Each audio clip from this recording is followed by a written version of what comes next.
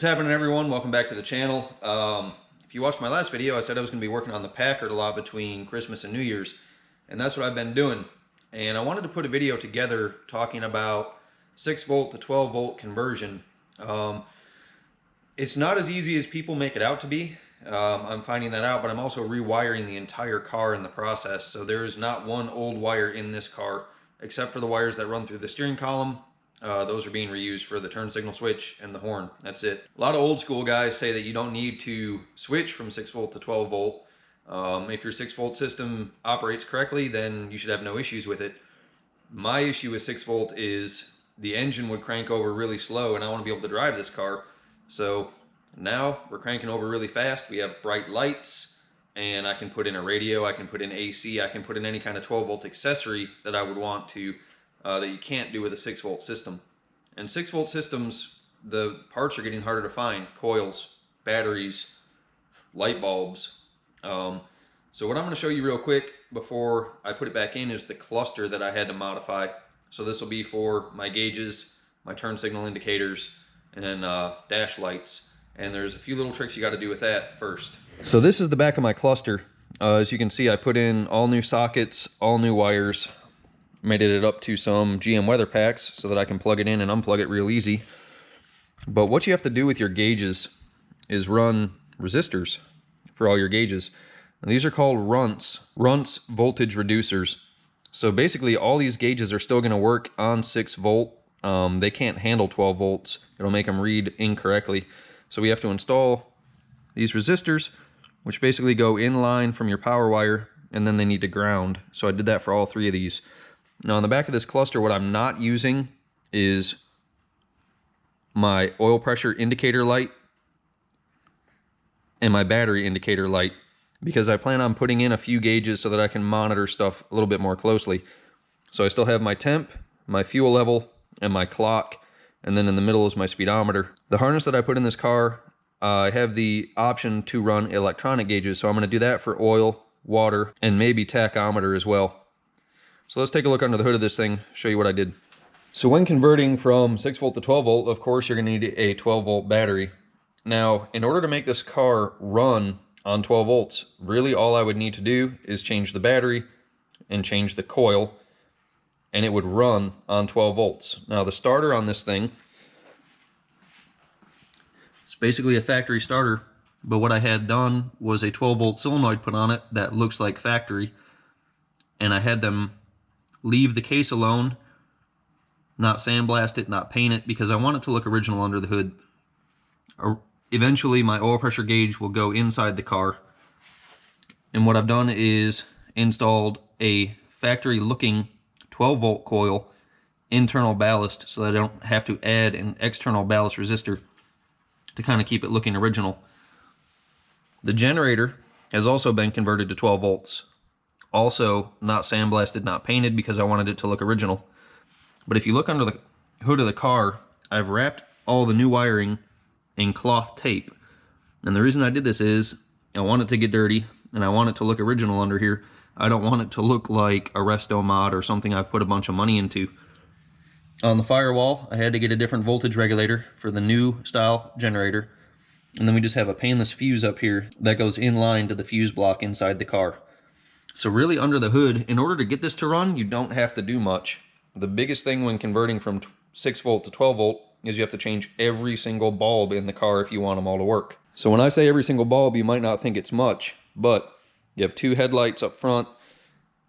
Those have to be converted to 12 volt. The parking light and turn signal stuff does. Every single bulb in the dash has to be changed. Your dome lights have to be changed.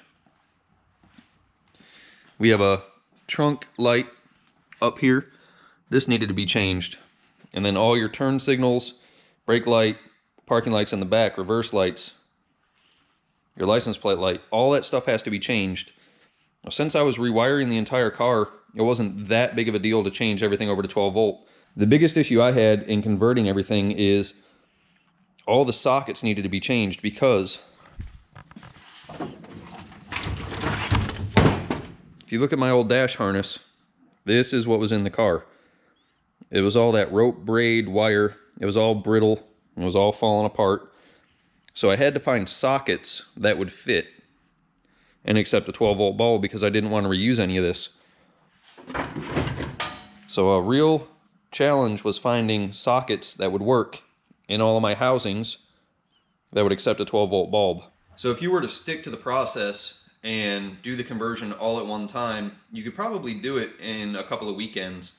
I've been working on this for a couple of months, and the reason for that is I have other projects going on, but I wanted to be sure that everything was done nice and correctly and safely. So all the grounds have been cleaned and redone. And like I said, every wire in the car is brand new. I want this thing to be reliable, and I think a 12-volt system is going to be a lot more reliable than a 6-volt system. Say you're at a car show and your battery dies. Well, who's going to be able to jump you 6 volts? That's why 12 volts is better in my opinion. Being able to start the car, it turning over fast. I'll try to find a video clip of one of these turning over 6 volt.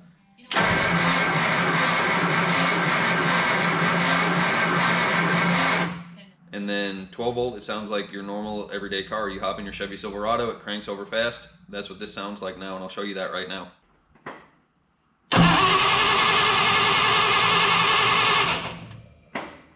The next step for me is going to be to do the fuel system, and I'm going to run an electric fuel pump on this car. I rebuilt the original fuel pump, but it doesn't seem to want to pump fuel very well. So I'm going to put a quiet electric fuel pump in the rear that can pump fuel all the way to the front and take care of that issue. So that's why it won't start right now. So a lot of the parts for this 12 volt conversion actually came from Speedway Motors. All of my light bulb sockets and light bulbs came from Speedway Motors.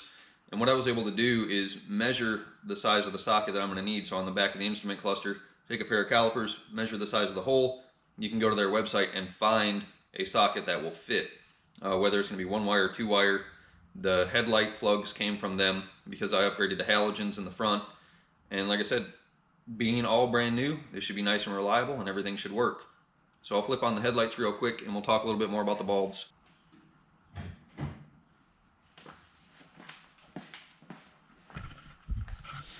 So, might be hard to tell, but everything's real bright now. And I haven't charged the battery since I've been messing with it, so we're probably sitting about 11.5, 12 volts. And everything looks good. Turn signals work, they're nice and bright. And in the back of the car, I did something different as well, which you can do when you're rewiring a car. So normally on this car, you would have tail lights and then brake turn. And what I did was I wired these all together, so when I hit the brakes, all 4 bulbs will illuminate, and when I turn, both bulbs will blink. So really all I have to do to button up this process is to get the instrument cluster back in, and then as far as wiring, I'm done. There's a few little things like dome lights. The switches in the car don't work very well, and they still have the rope wiring attached to them. So the dome light, I might just put on a toggle switch, or if I can find a good switch that can go in the door, I'll do that as well. So once the fuel system's complete, really this car would be road ready if it had seats and such in it. So once I get the fuel system done, I'm going to work on adjusting the carburetor a little bit. I was able to drive the car on 6 volt just in and out of the shop, so I didn't have to push it or tow it. But we're moving right along. If you guys have any questions about converting from 6 volt to 12 volt, there's a bunch of literature out there. I kind of asked some old school guys. So the people that did the starter and the generator for me, I'd ask them a bunch of questions because I also converted from positive ground to negative ground. I've never done that before. It was really confusing to me, but with the painless harness, if you follow their instructions, you just kind of go with it, and in the process you convert from positive ground to negative ground. The distributor, instead of sending a positive ground, which would be your hot side, to the coil, you switch that around. The voltage regulator works a little bit differently, but it can be done. If you're new to electrical systems, I definitely recommend getting a book. If I can answer any questions, comment below. I'll try to get after them. So I'm going to keep plugging away on this. It's early in the morning, so I've got all day to mess around. Be sure that you guys follow me on Instagram. I try to post up there daily. And stay tuned for the other projects that I'm working on as well. Thanks for watching. We'll see you next time.